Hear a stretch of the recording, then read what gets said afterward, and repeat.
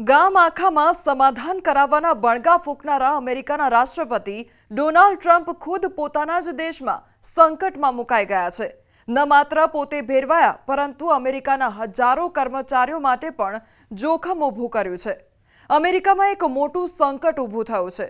અમેરિકામાં અડધી રાતથી જ શટડાઉન લાગુ થઈ ગયું છે કારણ કે સરકાર ચલાવવા માટેના ફંડિંગની જોગવાઈ કરતું બિલ સેનેટમાં પસાર ન થઈ શક્યું। સેનેટમાં ટ્રમ્પની રિપબ્લિકન પાર્ટી કે પછી વિરોધી ડેમોક્રેટ્સ પાર્ટીનું ફંડિંગ બિલ પસાર ન થઈ શક્યું એટલે સરકારી ખર્ચ માટે જરૂરી નાણાંને મંજૂરી મળી નથી।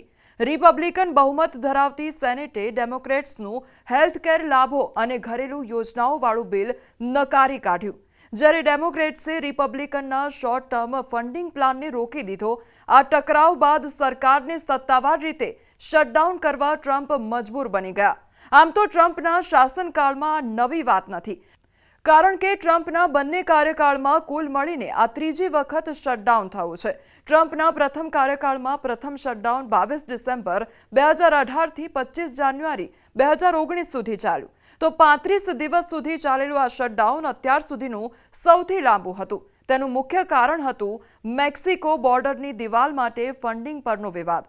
ટ્રમ્પે અમેરિકા મેક્સિકો સરહદ પર દિવાલ બનાવવા માટે કોંગ્રેસ પાસેથી $5.7 બિલિયન માંગણી કરી હતી પરંતુ ડેમોક્રેટ્સે તેને મંજૂરી ન આપી જેના કારણે શટડાઉન થયું। બીજું શટડાઉન 14 ફેબ્રુઆરી 2019ના રોજ લાગુ થયું જે લગભગ 3 દિવસ ચાલ્યું। આ શટડાઉન ત્યારે થયું જ્યારે ટ્રમ્પ અને કોંગ્રેસે કટોકટીની સ્થિતિ જાહેર કર્યા બાદ સમજૂતી કરી જેનાથી સરકારી કામકાજનું શટડાઉન ટાળી શકાયું। શટડાઉન બાદ ટ્રમ્પની પાર્ટીના નેતા રિપબ્લિકન નેતા જ્હોન થ્યુને કહ્યું હતું કે ડેમોક્રેટ્સે તેમની રાજકીય હઠાગ્રહ માટે અમેરિકન જનતાનું બલિદાન આપ્યું છે તો બીજી તરફ ડેમોક્રેટિક નેતા ચક શુમરે પલટવાર કરતા કહ્યું કે રિપબ્લિકન વાટાઘાટોનો ઇનકાર કરીને અમેરિકાને શટડાઉનમાં ધકેલી રહ્યા છે અને હેલ્થકેરને જોખમમાં મૂકી રહ્યા છે। જ્યારે અમેરિકન સંસદ સરકારી ખર્ચ માટે બજેટ અથવા તો ફંડિંગ બિલ પસાર નથી કરી શકતી ત્યારે ઘણા સરકારી વિભાગોમાં કામકાજ બંધ થઈ જાય છે।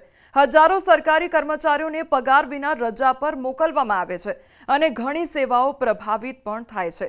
દેશની સુરક્ષા અને લોકોના જીવ બચાવવા સાથે જોડાયેલા કામકાજ ચાલુ રહે છે જેમ કે સેના, એર ટ્રાફિક કંટ્રોલ, સરહદ સુરક્ષા, પેન્શન ચૂકવણી પરંતુ આ કામોમાં લાગેલા ઘણા કર્મચારીઓએ વગર પગારે કામ કરવું પડી શકે છે। બાકીના બધા જ કામો જે ખૂબ જરૂરી નથી તે બંધ પણ થઈ જાય છે। ઘણા સરકારી કચેરીઓ જેમ કે નેશનલ પાર્ક અને કેટલાક મ્યુઝિયમ શટડાઉન હેઠળ બંધ થઈ જાય છે તો પાસપોર્ટ અને વિઝા સાથે જોડાયેલા ઘણા સરકારી કામો રોકાઈ જાય છે અથવા તેમની પ્રક્રિયા ધીમી થઈ જાય છે। લાખો સરકારી કર્મચારીઓને વગર પગારે રજા પર મોકલવામાં આવશે। વ્હાઇટ હાઉસે વિપક્ષ પર હુમલો કરતા કહ્યું કે ડેમોક્રેટ્સની પાગલ નીતિઓએ શટડાઉનને મજબૂર કર્યું। રાષ્ટ્રપતિ ડોનાલ્ડ ટ્રમ્પે ચેતવણી આપી કે સરકાર બંધ થવાથી મોટા પાયે કર્મચારીઓની છટણી કરવી પડી શકે છે। રિપોર્ટ્સ અનુસાર આ શટડાઉનથી લાખો સરકારી કર્મચારીઓ પ્રભાવિત થઈ શકે છે। સંરક્ષણ મંત્રાલયે જણાવ્યું છે કે સેના અને રિઝર્વ ફોર્સ વગર પગારે કામ કરતી રહેશે। આ ઉપરાંત અદાલતો અને હવાઈ સેવાઓ પર પણ અસર પડી શકે છે।